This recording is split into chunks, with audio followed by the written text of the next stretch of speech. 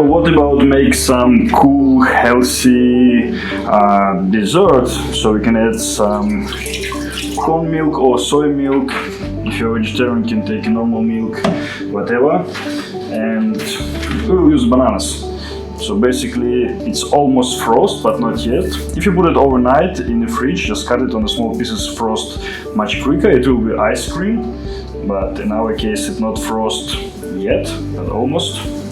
So it will be just a creamy dessert. Yeah, and you need to take bananas like what? Like next day will be rotten, like what's really sweet. Otherwise your dessert will be not that sweet.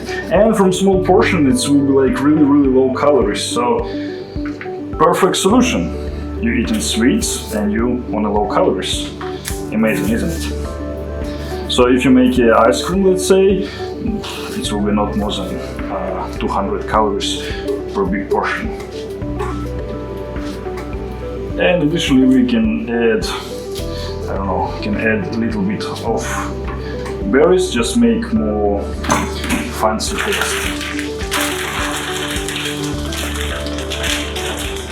Raisin, love the raisin. Just a little bit. And my personal preferences, yeah, I want to make it chocolate powder. So basically, if you make ice cream, you need about 10%. I add 5, just for the taste. Milk powder to make more milky taste. Actually, it's full cream powder. Then my personal preferences, I want to add a little bit of protein, whey protein. A little bit of whey concentrate and whey isolate.